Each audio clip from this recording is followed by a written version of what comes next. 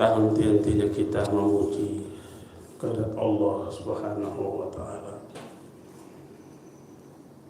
Tak henti-hentinya pula kita bersyukur atas segala nikmat. Begitu pula kita tak putus-putusnya berselawat kepada Rasulullah Sallallahu Alaihi Wasallam. Insyaallah pada petang hari ini kita akan membaca surah Al-Baqarah ayat 60. Ayat 60. Saya mau kembali mengulangi bahwa mulai dari ayat 40 dari surah ini sampai pada ayat 163 itu hanya berbicara tentang kisah-kisah Bani Israel. Jadi kita bisa mengatakan inilah kisah yang paling panjang diceritakan, mulai dari ayat 40 sampai ayat 163, berarti 123 ayat. Itu hanya bercerita tentang sifat-sifatnya Bani Israel. Tentu yang diceritakan adalah perilaku-perilaku buruknya. Di dalam kisah-kisahnya itu selalu Allah memberikan jalan keluar dari permasalahan yang dihadapi. Tapi apa yang terjadi setelah Allah mengabulkan permintaannya, tetap kembali durhaka lagi. Bayangkan mulai dari ayat 40 sampai 123 ayat bercerita tentang bagaimana perilakunya Bani Israel itu.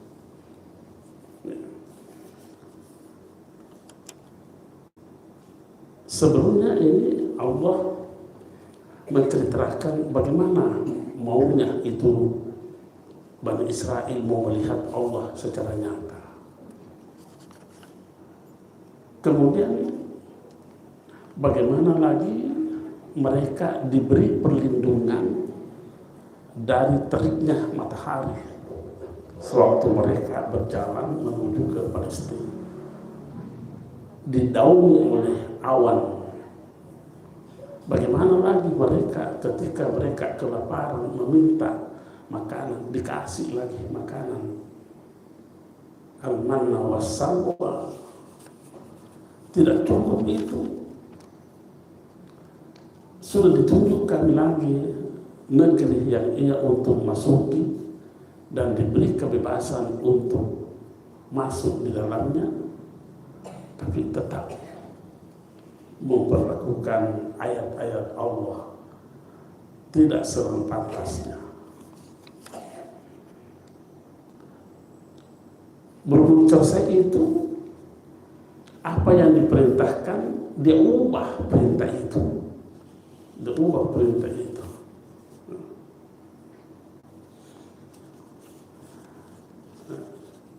Nah, sekarang yang kita membaca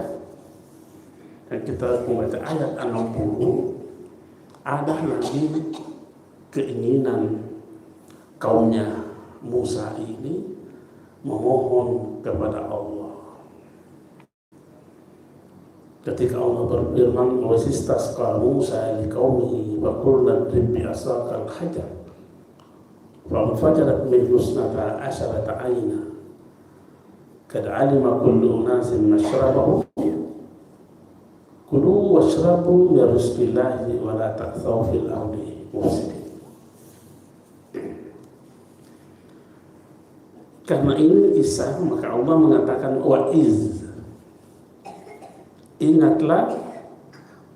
Jadi selalu ini kita diingatkan, coba kenang kembali kisahnya lagi ini umatnya Musa.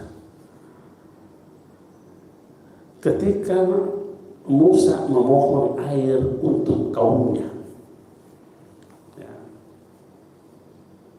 Lalu Allah berfirman, Musa, pukulkan tongkatmu di atas batu itu. Maka muncullah 12 mata air. 12 mata air dari batu itu. Untuk apa? Untuk menutupi keinginan 12 suku dari kaumnya Musa itu. Masing-masing suku punya mata air sendiri-sendiri. Dan mereka diberi silakan makan dan silakan minum atas rezeki Allah. Tapi ingat, jangan suka berkeliaran di bumi ini dengan melakukan perusakan. Sudah dipenuhi keinginannya karena mereka memohon kepada Musa, tolong kau minta lagi kepada Tuhanmu, kita ini kehausan, tidak ada air. Tidak ada air. Kita mau minum. Ya Musa mengabulkan permintaan mereka dengan memohon kepada Allah. Dikabulkan permintaannya. Tapi catatan, jangan kau merusak di muka bumi. Apa yang terjadi? Tidak dihiraukan itu. Pokoknya mereka menjalani kehidupan sesuai dengan keinginannya. Mereka menjalani kehidupan ini sesuai dengan keinginannya. Jadi kita mau mengatakan bahwa sekiranya ada manusia saat sekarang ini menjalani kehidupan ini hanya sesuai dengan keinginannya, Bani Israel itu.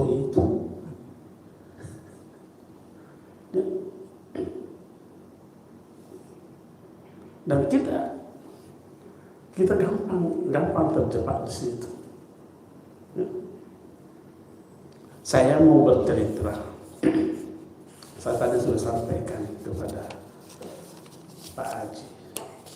Pengalaman saya kurang lebih 5 hari yang lalu.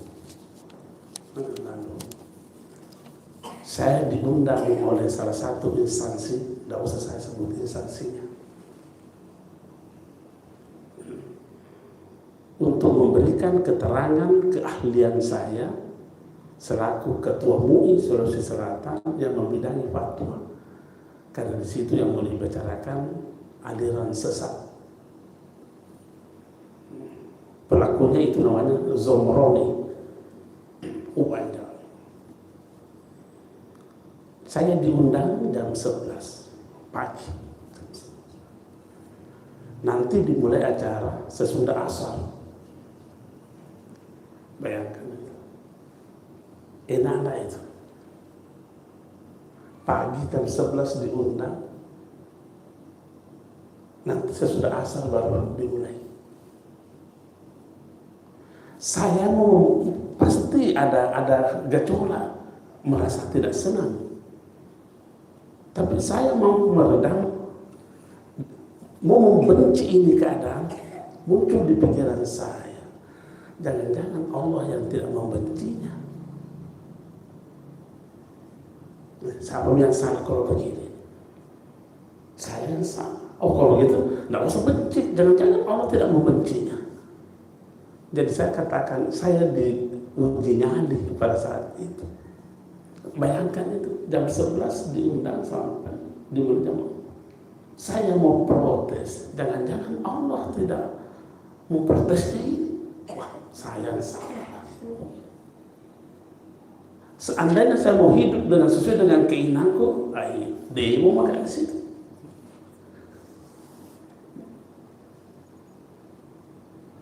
Seandainya saya mau menjadi Bani Israel pada saat itu, bayangkan saya diundang sebagai ahli ketua MUI Sulawesi Selatan.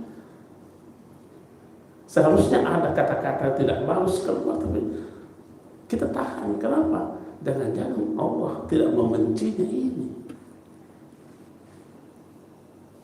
Tidak selesai di situ, Pak. Tidak selesai di situ. Saya parkir mobil di dalam, disuruh keluar. Disuruh keluar. Tidak bisa parkir di sini. Di mana bilang di luar. Saya 2 kali putar itu tidak ada tempat. Terpaksa saya parkir di depannya rumah sakit Polomonia, baru jalan kaki. Apa kita tidak muncul rasa jengkel di situ? Buat manusia muncul itu, tapi kita harus menyadari, jangan-jangan kita jengkel, Allah tidak jengkel.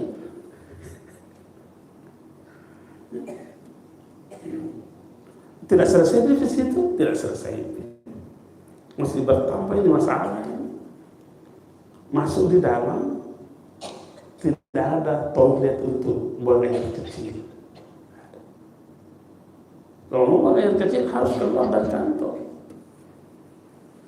Ada toilet di musala 1, berapa banyak orang, antrinya seperti apa? Bagaimana kira-kira suasananya seperti ini? Jangan-jangan saya tunggu yang gelisah sendiri. Saya takut jadi Bani Israel, jadi saya harus menahan diri. Oh, belum selesai di situ, masih ada. Masuk menunggu di dalam ruangan, tertulis dilarang minum dan makan di sini.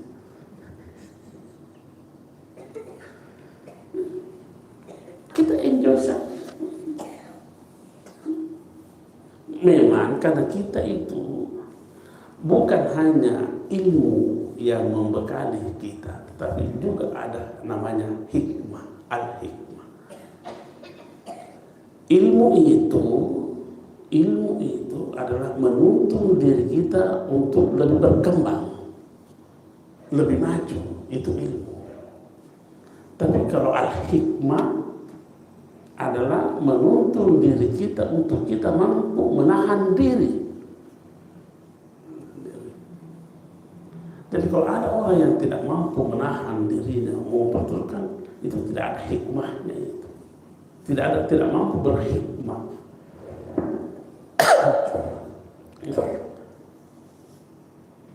Mungkin saja ilmu saja yang dia miliki. Itu pun juga kalau dimiliki. Nah, inilah tadi kita mau katakan bahwa umatnya Nabi Musa ini yang namanya kaum Bani Israel ini memiliki sifat-sifatnya begitu. Semua keinginannya dipenuhi oleh Allah, tapi apa yang menjadi tuntutan agamanya tidak dilakukan. Orang arogan seperti ini. Jadi ayat ini mengingatkan kita kembali suatu peristiwa yang terjadi di luar nalar manusia. Bagaimana maksud akal ini? Tongkat dipukulkan di batu, muncul 12 mata air. 12 mata air.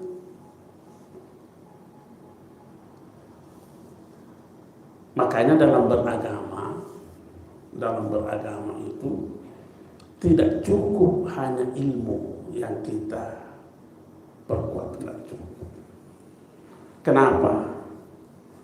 Karena ilmu itu hanya mampu menyentuh hal-hal yang berkaitan dengan hukum sebab akibat. Itu. Kalau ilmu kita hanya orientasinya di situ saja. Hukum sebab akibat. Ilmu tidak mampu mencerna ini. Oh, kalau begitu apa lagi yang harus kita lengkapi? Kita mutlak melengkapi diri kita dengan semangat spiritualitas. Karena betapa banyak hal-hal yang berkaitan dengan kehidupan kita keluar dari hukum sebab akibat. Keluar dari hukum sebab akibat. Ilmu tidak mampu sampai di situ. Yang bisa menerimanya itu adalah spiritualitas kita. Dan itu ada yang kita miliki. Ada yang kita miliki. Tergantung seperti apa kita membangun spiritualitas itu untuk diri kita. Antara satu orang dengan orang yang lain berbeda. Ada yang tanya saya di Citraland itu, dia katakan bahwa itu ilmu pada diri seseorang. Apakah sudah ditentukan seperti ini? Seperti bagaimana batasnya? Saya bilang begini, puncak ilmunya seseorang adalah ketika ia mampu mengambil ilmu dari Tuhannya. Itu puncaknya itu. Tapi masalahnya berapa persen dari ilmu Allah yang mampu kita miliki. Antara satu dengan yang lain berbeda-beda.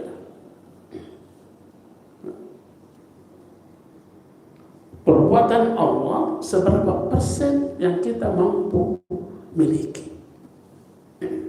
Contoh saja satu. Itu memberi, sifat pemberinya Allah. Sifat pemberinya Allah. Kita dituntut untuk memiliki sifat memberi itu. Karena kita sebagai khalifah Allah.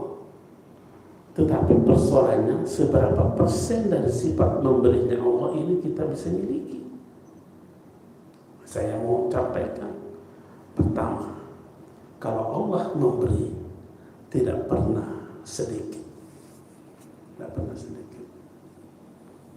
Kita bagaimana? Yang kedua, ada 17 maknanya itu memberi. 17. Yang kedua, kalau Allah memberi selalu lebih besar pemberiannya dibanding pekerjaan kita. Kita bagaimana? Boleh jadi kalau manusia boleh jadi lebih besar pekerjaan dibanding imbalan. Mak busa-busa dikasih majam, tapi si kutober manusia. Kalau Tuhan, tidak begitu.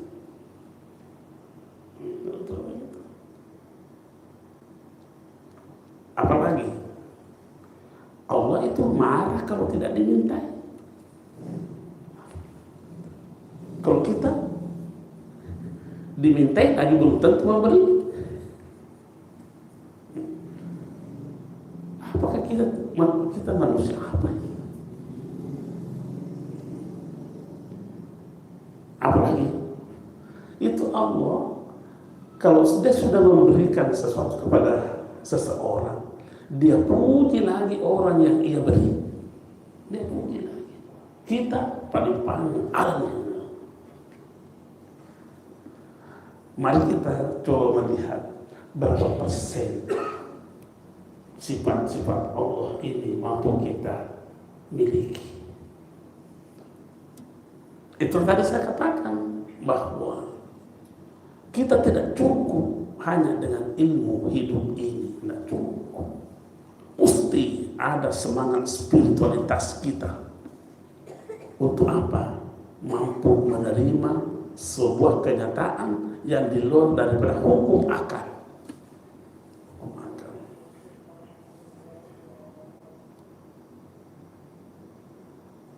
Karena kalau hukum akal yang selalu mau dipakai, ayo kutuki Pak berjamaah. Coba bayangkan saja, siapa yang sholat berjamaah, pahalanya 27 kali lipat. Kelihatan nggak itu 27? Nggak kelihatan. Bagaimana mau merasionalkan itu? Susah diterima oleh akal, makanya mau kutuk. Kenapa? Yang dikedepankan adalah akalnya. Tidak usah diakali. Lakukan. Sama dengan bulan Muharram ini. Allah telah mengatakan mulia bulan Muharram. Jangan lagi dulu mau mencoba merasionalkan apa kemuliaannya ya. Tidak usah cari itu, lakukan saja kebaikan-kebaikan. Jangan lagi mau sibuk. Tidak salah mencari kemuliaannya, mau memahami. Tapi itu urutan ketiga. Selesaikan dulu apa yang Allah perintahkan. Itu yang kedua. Bahwa yang ketiga ini ada perbuatan Allah yang sama sekali kita susah untuk menangkapnya, karena memang Allah maha halus, latifun.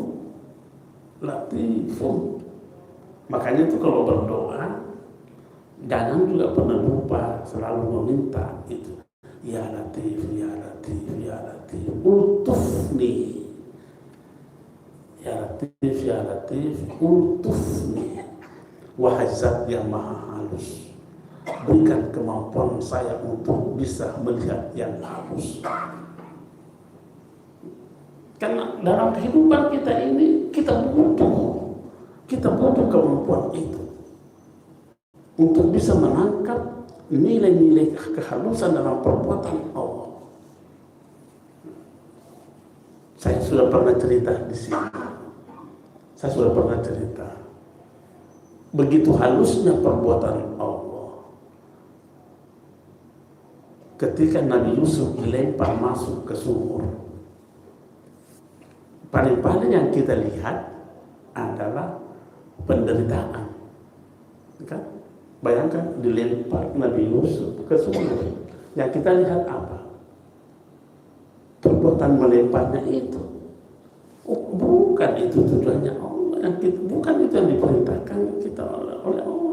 Yang diperintahkan kita di situ apa nilai perbuatannya Allah ini? Oh, ternyata jatuh dibuatnya Nabi Yusuf di sumur ini menjadi hidayah untuk menjadi raja di Mesir. Tapi mampukah kita menarik benangnya di situ? Orang yang memiliki sifat mampu menangkap nilai-nilai yang maha halus dalam perbuatan Allah, dia mampu menerjemahkan kegagalan adalah sama dengan hidayah. Kegagalan sama dengan hidayah. Jadi ketidakberhasilan itu pada hakikatnya adalah hidayah. Tapi bagi mereka yang mampu melihat sinyal-sinyal kehalusan di dalam perbuatan Allah itu. Nah, coba kita lihat. Mampu kan? Paling-paling kalau kita melihat waktunya Nabi Musa dilemparkan di sungai, umurnya baru 3 hari, masih merah belia, merah. Akal kita pasti berkata, bahayanya ini, anak yang tidak ada yang temani. Mampukah kita melihat bahwa sesungguhnya yang Allah inginkan ini adalah penyelamatan kepada Musa? Karena seandainya tidak dilempar ke sungai, mati dia. Karena semua anak-anak ini dibabat habis-habisan. Di mana jatuhnya Nabi Musa? Ya, istrinya Fir'aun yang ambil. Tapi kan kita lihat itu coba perbuatan itu. Kita gagal pada sesuatu. Yang kita lihat adalah kegagalan. Tidak mampu kita melihat betapa Allah Maha Halus berbuat dengan ada hidayah yang Dia simpan untuk kita. Itulah tadi saya katakan bahwa kita tidak cukup hanya dengan ilmu, tapi kita membutuhkan namanya nilai spiritualitas. Kalau yang ketiga tadi ini Yang harus dihidupkan adalah rasa estetika dalam diri kita. Dan itu kita miliki itu, kita miliki itu.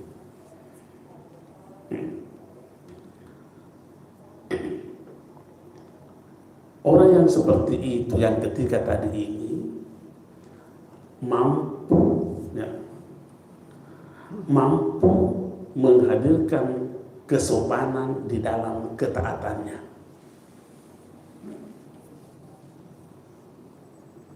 Ada orang cuma taat, tapi tidak sopan. Ada orang dermawan, tapi tidak ada kesopanan. Kenapa? Ada yang kurang dari orang ini. Yang kurang itu adalah semangat estetika itu yang kurang. Saya beri contoh. Mungkin di antara kita ini dulu mendengar apa yang kita lakukan pada hari ini. Itu kan taat.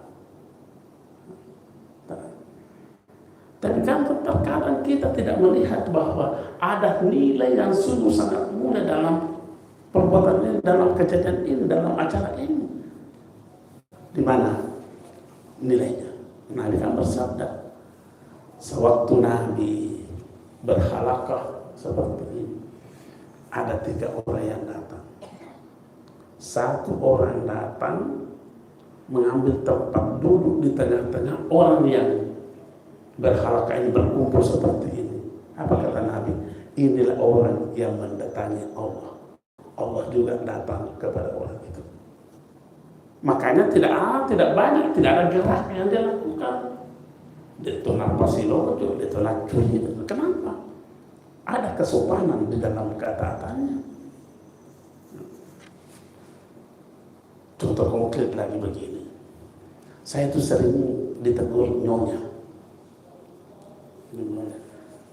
Apalagi kalau saya baru membaca kitab. Kalau saya sudah membaca di kitab, ditegur maka itu dengan macam-macam. Saya kira ada rencana begini, kayak sebentar pilih. Bicara, ini nyonya bicara terus habis mataku tuh kotor kita. Saya balas dengan ucapan-ucapan mulia juga, yang tapi mataku pun kira-kira sopan nggak itu? Taat tapi tidak ada kesopanan. Akhirnya apa dia bilang? Enak tuh itu dirasa kalau bicara kita baru tatap mata ki.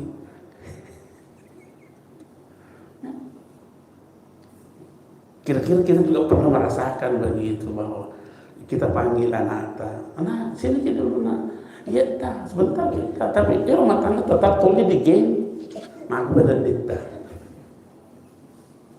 Inilah yang kita maksudkan kesopanan di dalam ketaatan. Yang bisa melakukan itu adalah ketika estetika dalam dirinya dia hidupkan. Nah, jauh Bani Israel dari ini. Bukti sudah dipenuhi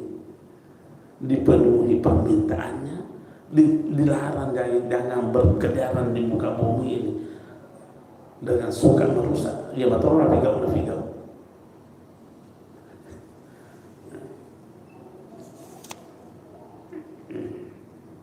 Nah jadi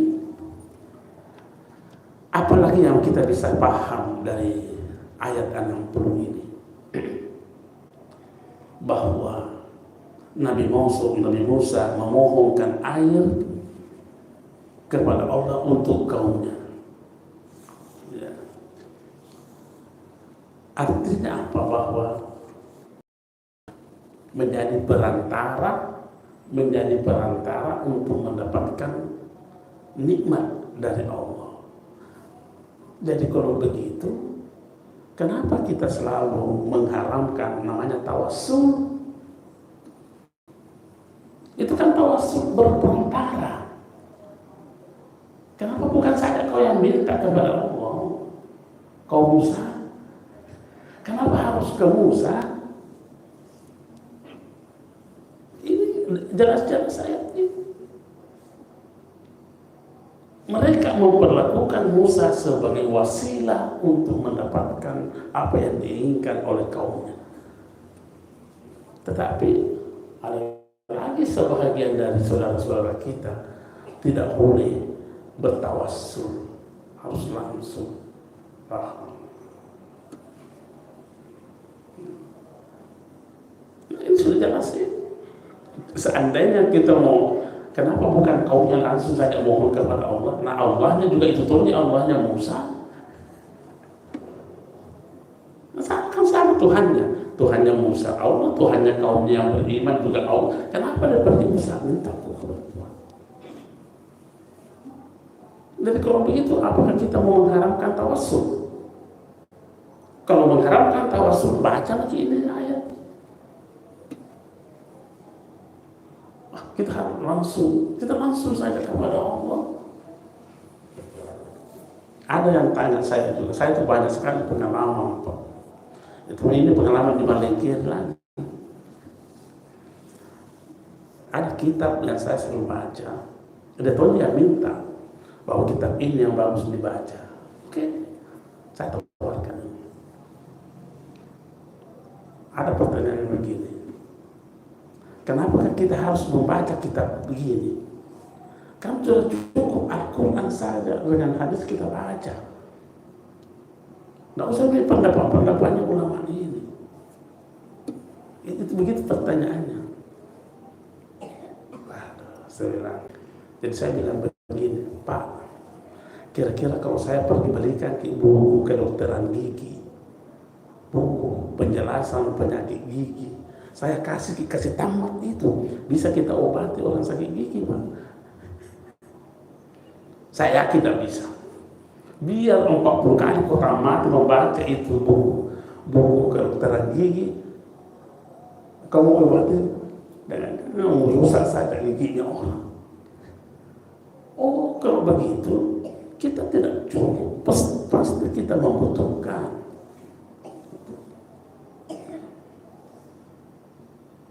Sambil contohkan, sambilkan contoh Al-Quran. Coba perhatikan ini ayat ini. Allah berfirman, innaka la tahdi man ahbabta.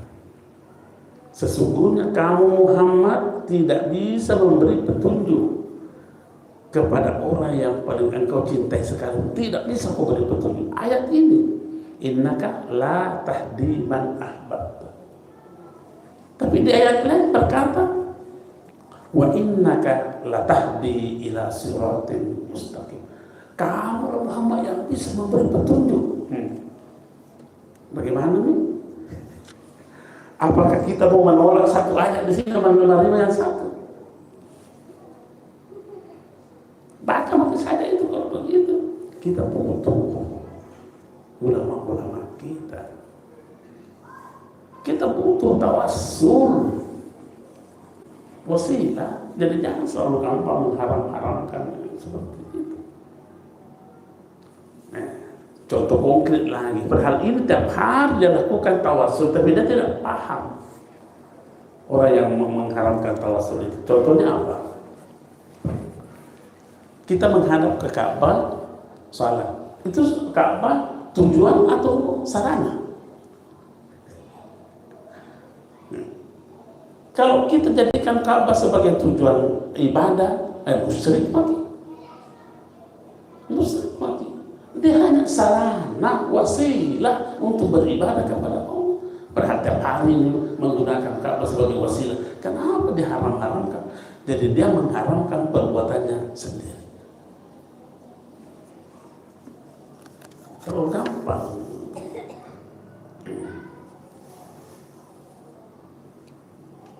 Nah, itu salah satu di antara sekian yang bisa kita pahami dari ayat ini dengan mengangkat perbuatan perilaku Bani Israel. Ini bukan cerita dongeng, ini bukan cerita dongeng, realitas. Tinggal kita mau belajar dari kisah ini. Itulah sebab sebabnya sehingga Allah mengangkat kisah-kisah yang sekiranya mampu menggugah perasaan kita untuk menghindar dari perlakuan umat-umat sebelum kita ini.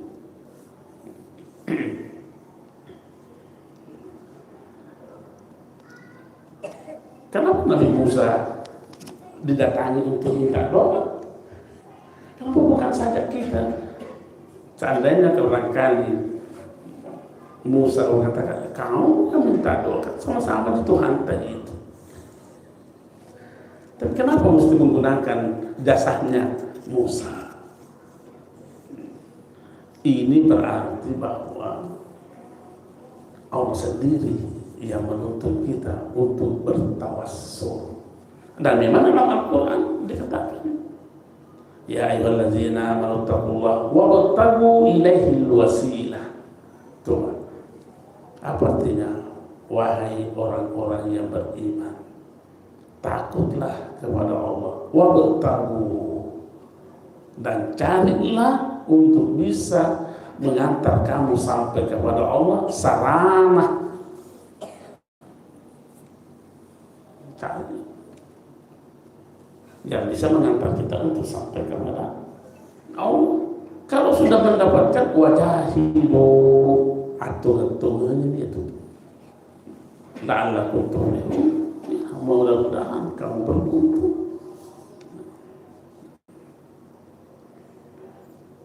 Nah,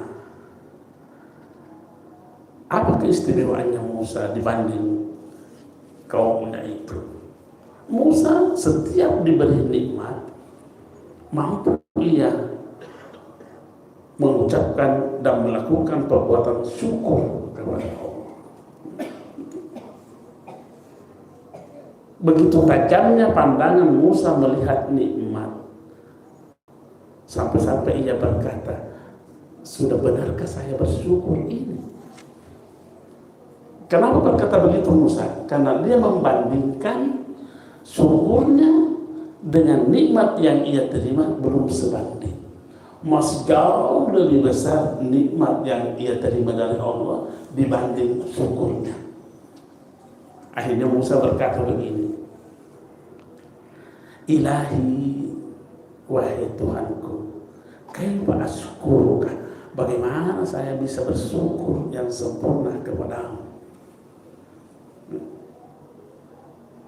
Wa asgaru nikmatin wada'taha indi min ni'amika la yujazi biha amali kullu, sekalipun dikuntum seluruh amalan-amalanku tidak mampu menutupi nikmatmu yang sedikit itu. Itu kata Musa dalam keluhannya kepada Allah, ya Allah, rasa-rasanya ini syukurku ini belum mampu menutupi kebaikan nikmatmu.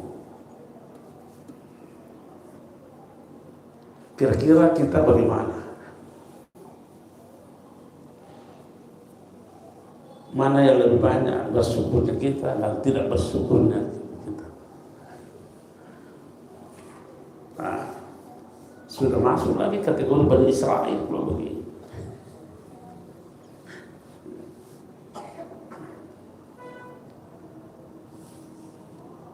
Apa kata Allah?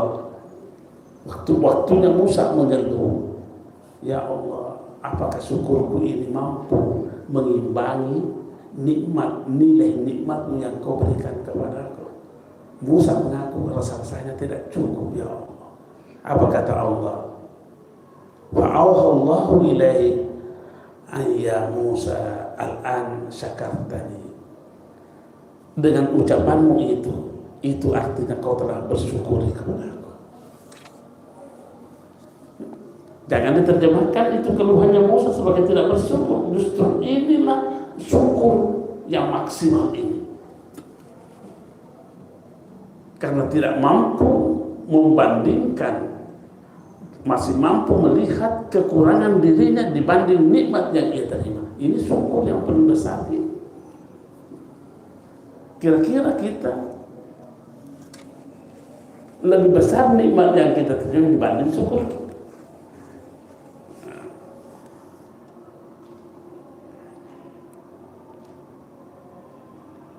Nah, kenapa bisa begitu? Ada penyakit yang kita derita ini, umat manusia ini. Apa itu? Manusia itu tidak merasa tertarik kepada jenis-jenis kegiatan yang bernuansa keagamaan, bernuansa keberkahan, dan tidak memberikan keuntungan secara material, secara langsung. Kita lebih cenderung apa yang dijanjikan oleh manusia dibanding apa yang dijanjikan oleh Allah. Sudah pernah saya berikan contoh itu. Saya ulangi lagi contoh itu supaya terkesan bahwa bisa saya berhindar, jangan-jangan saya menjadi Bani Israel ini. Saya kira kita pernah kehilangan uang yang sederhana, misalnya 1 juta saja.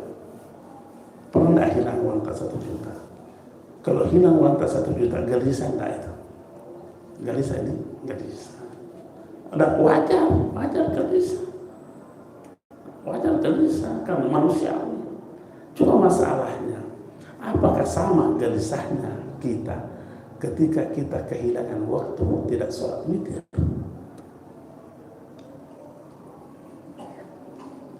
Tanya diri kita dulu. Mana yang lebih menggelisahkan? Hilang uang 1 juta dibanding kehilangan waktu tidak sholat witir.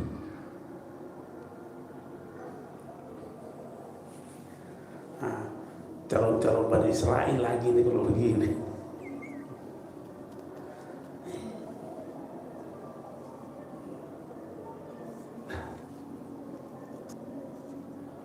Kenapa? Karena kita tidak mampu menerjemahkan keberkahan-keberkahan itu dalam realitas kehidupan kita.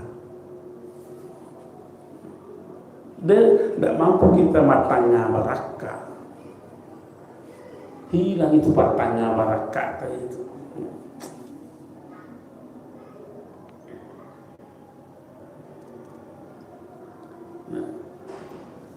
Orang yang berpikir seperti itu ya tidak ada bedanya dengan cara berpikirnya Bani Israel. Inilah yang diangkat ceritanya sampai 123 ayat. Paling panjang kisahnya ini Bani Israel. Dan memang Nabi Musa lah yang paling banyak disebut namanya dalam Al-Quran.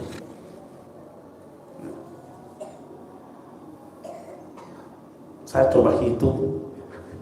Ya, saya mencoba menyembuhkan diri berapa kali kayaknya disebut namanya Musa di dalam Al-Quran. 125 kali disebut namanya Nabi Musa dalam Al-Quran. Kenapa? Karena dia banyak berinteraksi dengan kaumnya, karena kaumnya ini kejili-jili, jadi pasti ikut disebut setengah mati Musa. Begitu dicerita lagi, pasti dicerita lagi Musa. Bayangkan ayat yang mencerita kejelekannya Bani 123. Jadi hampir satu ayat selalu ada namanya Musa disebut. Itu saking aktifnya Musa ini untuk menyelamatkan kaumnya. Tapi toh dalam sebuah riwayat yang beriman kepada Musa hanya sekitar 80 orang. 80 orang. Kalau manusia biasa ini lari nih Pak. Sekarang 10 tahun berdakwah yang ikut cuma 80 orang.